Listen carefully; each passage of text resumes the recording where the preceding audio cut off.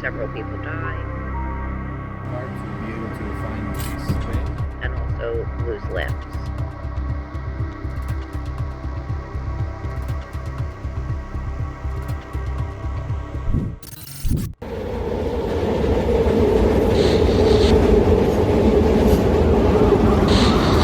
Where do you put it? Do you pinch between your toes, or where do you do it? In your neck? You do it in your neck. Okay. What's your name, you said? Tara, Tara. I'm Tommy. Tara. I'm from Argentina. I regret that. Needle.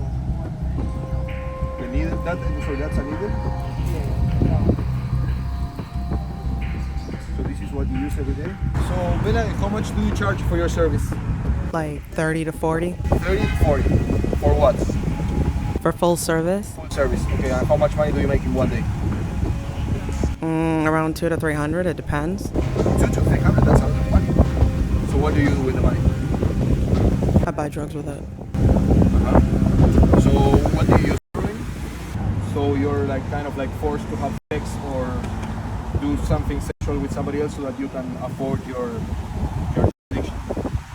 Yeah. Okay. Do you guys live in the streets? Yeah, I live in the streets, yeah. Okay. He's your friend? Yeah. You guys met today or? No, a couple days ago. What's the weirdest thing you've seen? Yeah, I don't know. It's weird seeing a lot of people getting high outside. I don't know. Like, nowhere else is like this. Nowhere else like that. How much money is one dose worth? One fix? Usually 2 bags add up to like, I don't know, 15. $15? For how long will that last? Like, I don't know, a couple hours. Usually like half hour, but it can last for a couple hours. And when you start feeling sick, what do you feel? Like anxiety. Not good. Is this the first fix you're gonna get today? No. How many did you take already today? I usually smoke it. You smoke it. Yeah, but I'm shooting right now. So it's not even 12 o'clock and you've already taken at least 2 times. Where is he going, sir? He's looking for a mirror. For a mirror. You didn't give him money already, no? No, he needs a mirror to watch while he gets inside. So he's using the mirror now of the car to be able to find his vein, which he has just found, and now he's going for it. And there it goes inside the syringe. Now he's gonna get the drug inside. He gets first a little bit of blood inside, and then it goes right back in. And this is with the fentanyl. So this is what like a fentanyl shot looks like. How do you feel? Does it burn inside your veins? Your head? Okay. You gotta be careful because you just dropped your syringe, okay?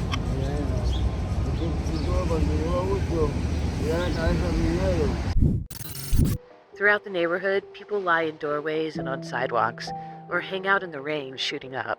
This is a typical day in Kensington, a neighborhood in Philadelphia. This place is the epicenter of Philadelphia's opioid crisis, the largest open-air drug market in the Northeast. I just need to know that she's still amongst the living. I just don't know what else to do. Philadelphia had its highest death toll ever from unintentional drug overdoses in 2021, also known as Tranq. That's it. It's an animal tranquilizer that states while getting you high and leads to both intense withdrawals and severe wounds. Individuals are getting these wounds from injecting the xylazine, and this can lead to amputations. We saw a lot of illegal activity around. No arrests though. Why? Estamos en la avenida principal de Kensington y esto es una de las cosas que se encuentran acá. Dejaron un montón de jeringas. Estos son todos los elementos que usan para drogarse. Miren todas las que hay acá, jeringas, la cantidad que hay. Impresionante realmente. Es bastante intensa acá la situación para poder grabar. Estamos todo el tiempo muy atentos. Hay mucha gente drogada en la calle. Es muy peligroso realmente. Recién tratamos de hablar con un grupo de personas que está acá en la esquina, no quisieron. Nos acercamos a mostrarles ahí la ranchada, las cosas donde donde guardan sus objetos personales y también se enojaron. Y ahora de este lado van a ver de la izquierda hay un grupo muy grande de personas que se están drogando, que están teniendo un problema de adicción muy importante. Fíjense la cantidad que hay y el estado en el que están deteriorados ya físicamente y mentalmente, están idos básicamente. Es impresionante. Yo había visto los videos de acá, de todo, John, pero verlo en persona es muy movilizante, ¿no? Sí, mueve mucho.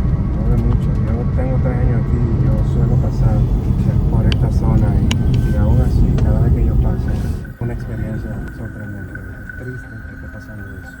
¿Sinceramente pensás que esto se puede terminar en algún momento? Yo digo que es una medida drástica y quizá inhumana, Sí. pero si, por ejemplo, todas las personas la pusieran en rehabilitación Sí. estrictamente con los medicamentos, claro. Forzada, decís. Como Exacto. si fuera en vez de la Como cárcel. que no hay otra obligado. opción. Sí. Exacto. Y obviamente con la medida salubre, medicamentos y un ambiente controlado que nos pueda ayudar.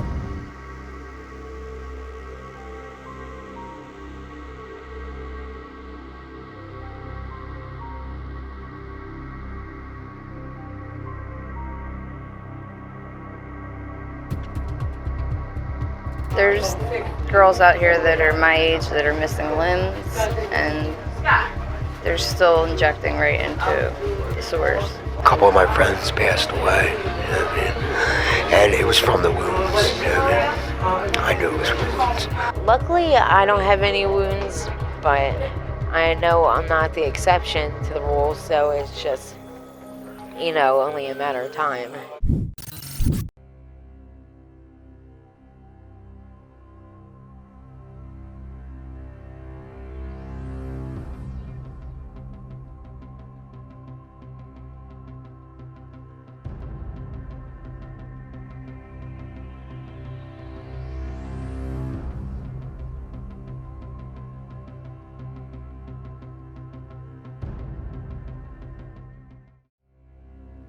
Esas vallas que están colocadas por toda la ciudad. ¿Para qué son? Suena irónico, pero cuando las personas que están en adicción llega el momento, por lo general siempre eso pasa en la mañana, Sí. cuando se acaban de despertar, que tienen su primera dosis. Sí. Se suelen hacer filas largas aquí de las personas para comprar su droga. Son filas largas. Kensington tiene la peculiaridad que aquí se viene a hacer mucho turismo de droga, por así decirlo. Aquí tú vas a encontrar personas de California, Sí. de todos los lados del mundo. Este es el mercado de venta de droga al aire libre más grande prácticamente de los Estados Unidos. Aquí tú vas a ver fácilmente personas comprando droga, personas usando droga al aire libre, incluso al lado de la policía. Are you working the streets? No, I'm not. No, I'm not working the streets. No, How do you make a living? I sell drugs. Ah, you sell drugs. Ah, okay. And for how much? Well, like it depends. Like just 5 or it depends, but not a lot. Ah, okay. And for example, one dose is for $5. Yeah. How many people do you sell in, like in one day, for example? If you work the corner, you can sell a lot. Like there's money on the streets. Ah, okay. So you make a good money. Se entiende, acaba de decir que ella vende droga. Cuando no tiene para comer, la señorita sale y vende droga. Básicamente lo que hace es la usan los vendedores que son más grandes, que son los que están en las esquinas, en las bodegas, que tienen adentro todas las drogas. Hay una fila de gente que va a buscar la droga y esos después son los que salen a vender a la gente de la calle. Es como una cadena que se arma piramidal en la cual usan a los adictos que están en la mejor situación mental para después venderle a los que están más alterados todavía, que están en la calle. Entonces de esa forma se escala la situación. Impresionante. Kimberly, tell me, how old are you? 38. 38, wow, you're so young. What do you consume usually? Heroin. Heroin? How many times a day? A lot. A lot? And what do you do for a living? How do you make ends meet? I'd rather not say. Okay. Uh-huh. You work in the streets? Ajá. Las 10 de la mañana más o menos y bueno, anda por acá la chica con la jeringa que acaba de inyectar heroína. Is your favorite? Yeah. Nice. Do you know for how much time you've been using this? How many years? 15 15 years. straight. Wow. No breaks. How do you feel? Shitty. Shitty? Ahí ya se está preparando, le va a inyectar la droga que probablemente sea fentanilo. Ni siquiera ellos saben muy bien qué es lo que están consumiendo. Básicamente estamos viendo como una persona se mata de a poco. Lo peor que viste acá en la calle, ¿qué fue? Muriéndose, metiéndose.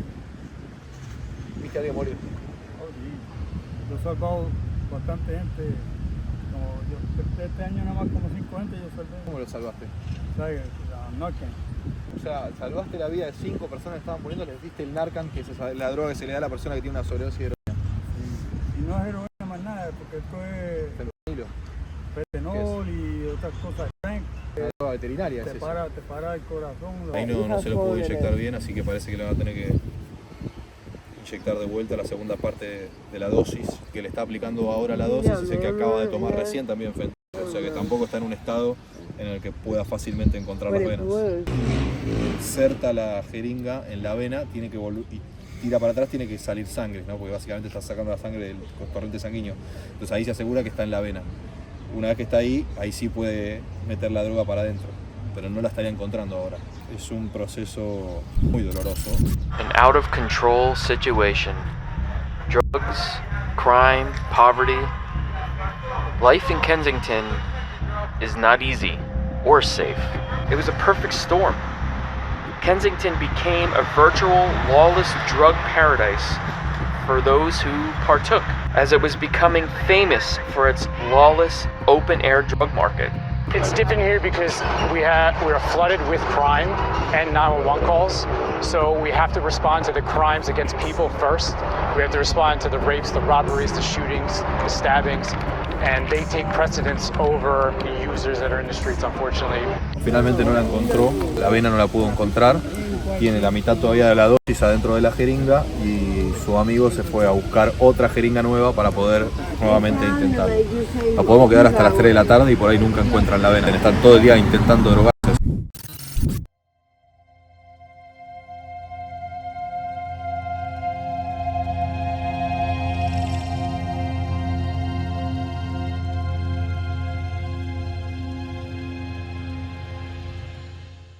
On a given day, 400 to 800 people are on the streets here looking for their next high. She's addicted to opioids and has been missing for 3 weeks. There are clear visual signals that society doesn't care what happens to the people in Kensington. Some people have taken that as an invitation to abuse them. People out here are assholes. I live around here. They're always attacking us. The city of Philadelphia especially, has just this bad reputation that the city just doesn't care. It is a hard reality to face, but it is a reality. This is the reality. Have you ever seen somebody overdose? Every day? Multiple times. Se le están dando Narcan. ¿Le están dando Narcan? Sí, parece que se le dio una sobredosis. Mira, acaba de tener una sobredosis recién. Ahí lo están asistiendo. Mientras hay otras 2 personas que están tiradas en el piso. Acá hay uno que se está inyectando. Bueno, están todos básicamente drogados o a punto de drogarse. What about murder, stabbing, shootings? Well, I don't see them every day, but yeah, regularly. So that stuff happens around here, something from every week, basically. ¿Y qué hacen los jóvenes con los adictos? Es una de las cosas por las cuales yo entiendo que los padres tienen que criar a sus hijos humanamente. Por ejemplo, en este parque hace un tiempo había una persona que estaba durmiendo por el efecto que le causa la droga. Y unos niños le echaron gasolina y le tiraron un foco a esa persona. ¿Cómo? Y literalmente lo quemaron vivo. The other night we had our tent out there and these kids they tried lighting it on fire with us in it and just walking by and kicking it and stuff and it's just criar a nuestros hijos que sean humanos, que entiendan que esos son seres humanos que son vulnerables, porque mucha gente entiende que son personas sin alma, que son personas que no sienten, que no padecen y hacen ese tipo de cosas lamentablemente. You don't deserve to be treated that way. Estas 2 chicas que ustedes están viendo están recogiendo del piso las jeringas porque hay tanta cantidad de jeringas dando vuelta en la ciudad que es un peligro para todos los ciudadanos. Entonces van con estas pinzas especiales para poder recoger del piso, del suelo, estos elementos cortantes sin tener ningún riesgo para ellas. Recorren toda la ciudad y van recogiendo las jeringas de los adictos para tratar de evitar que se convierta eso además también en un problema que tiene que ver con la salud pública del resto de los ciudadanos que no son parte del grupo de los adictos. Así que un laburo realmente impresionante que hacen acá. Seguimos recorriendo Kensington en Filadelfia y ahora les voy a mostrar algo muy particular que ocurre en esta ciudad, que es que no solo hay drogas ilegales, sino que también hay drogas legales a las cuales acceden los adictos en esta ciudad y se compran en cualquier lugar, como por ejemplo en un supermercado o un market como el que tenemos acá atrás. Ahora voy a entrar, voy a comprar esta droga y se las voy a mostrar, así que quédense acá un segundo. $20 vale esto, que acá van a ver que se llama Tops Kratom, y arriba dice Concentrated Alkaloid, o sea que tiene alcaloides, que es una droga que es muy potente. Y básicamente esto tiene efectos similares al fentanilo y similares a la heroína. Cualquier persona lo puede comprar. Se comercializa en gasolineras o en markets como esto es. Y es de libre venta para cualquier persona porque esta droga en particular, el componente que tiene, no está prohibido por la FDA, que es la asociación acá que controla todas las drogas. Así que cualquier persona puede venir y puede comprar esto. Y lo venden particularmente en el marketing de este producto, lo venden como un producto para las personas que quieren dejar la heroína y que quieren dejar el fentanilo. Lo venden como una forma de que las personas no tengan abstinencia consumiendo este producto. El problema que genera es que después se vuelven adictos a esta otra sustancia y tienen abstinencia de esto. Entonces empiezan a consumir esta sustancia que es completamente nociva para cualquier persona. Así que estos son los legal high o la droga legal que tienen en Filadelfia. Further complicating problems for residents, outreach workers, and law enforcement here. It looks like a third world country. Garbage, needles everywhere, garbage everywhere. What happened to this place? Why is Kensington specifically so bad? We're sitting across the street from a park. You don't hear dozens and dozens of kids running around out there. There's a few.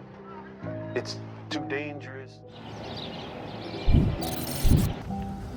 Parque para niños, están los juegos acá atrás. Pero sin embargo, lo que menos hay es niños en este lugar. Este parque era literal, no se podía ni siquiera caminar por toda la cantidad de huevos que tú ibas a encontrar en la calle. Y esta área de niños no estaba tan elaborada y tan bonita, por así decirlo. Ahora, nosotros llegamos acá, como me dijiste, ¿este parque cómo se llama? Le dicen el Parque de las Agujas. El Parque de las Agujas, de las jeringas. De las jeringas, exacto. De un lado está el tobogán, ¿no? Los chicos vienen, juegan acá seguramente cuando está abierto. Y del otro lado tenemos dos personas que están sentadas ahí, que están a punto de inyectarse heroína. A 10 metros de acá, otra señora que vendía droga.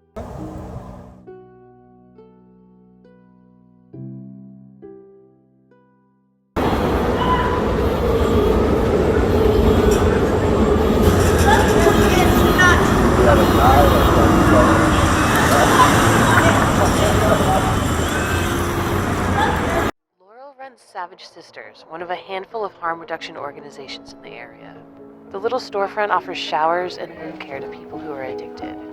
For dozens who were coming in, it's a warm place on a cold day. Community activists like Bill are leading the charge on how to spend these funds. Much of that money will go towards fixing housing, schools, and parks, as well as bolstering services for those suffering from addiction, like more wound care vans and mobile methadone clinics. I think it's created a type of momentum that also reminds people that all of us are involved with this and that this isn't about residents versus folks who are struggling with substance use disorder.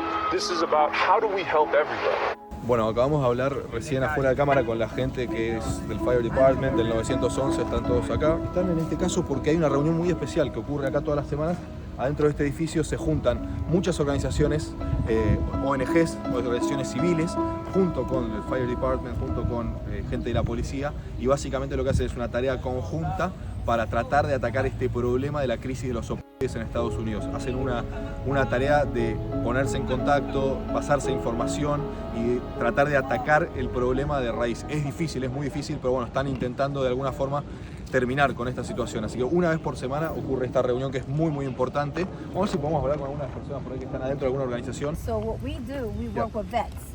So the veterans that are homeless, we help them get like housing, go to detox, get all the mental services they need. so they could start back into the community again.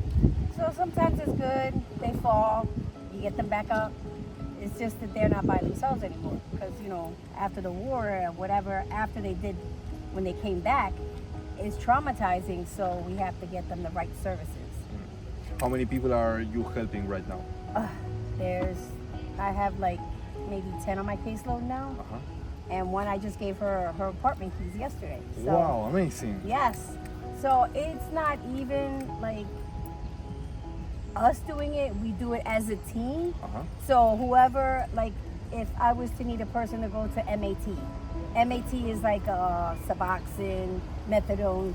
There's a clinical people that work there, they come and we just give them the information and take the client there and they get all the services they need. What is the most difficult part of helping people that have addictions problems? I think the most traumatizing thing for them is getting back in their community.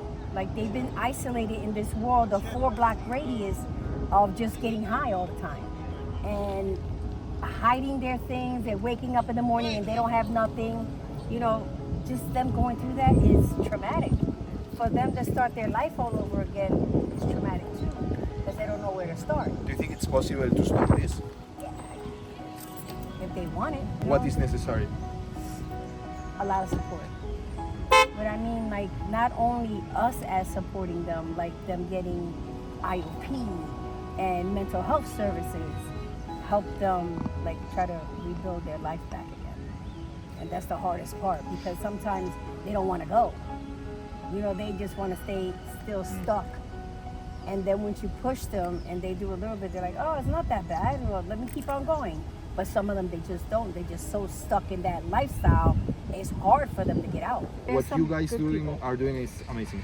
Thank you so much, Patty. I want to take more time off you. What do you give out, sir? Can you show? Yeah, definitely. So do you usually see this type of stuff? People all the time. Yeah, I'm out here all the time. Yeah? Yeah. So I give out. You have them? Non-stick pads. What is it? Non-stick pads. What are these used for? It's for the wounds. You know the wounds? Yeah. Gauze. I even give out syringes. Look all the stuff that he's got. He's got a whole bunch of stuff in here. I carry. You just go around. I carry Narcan. That is Narcan? Yeah, Narcan. Okay, so this is for when somebody ODs, right? Yeah, overdoses, yeah. I also give out tape, socks. I give out socks, saline water, alcohol pads. Yeah, I've been doing it for 2 years now. Why did you start to do this? Why? Because I was an addict myself, so I know how it is. And the people out here need help. You know, it's hard to get wound care. You know, these guys, they shoplift for a living out here to make money. Wound care is hidden behind, locked behind the counters, so they can't steal that stuff. They don't want to go to the emergency room because when they go to the emergency room, they get treated like shit. So I come out here and give out wound care. Donations from my subscribers. So basically, if you weren't here, probably these people can die of gangrene. Well, yeah, but there's people out here giving it out, but it's usually on the weekends. They need to do it every single day.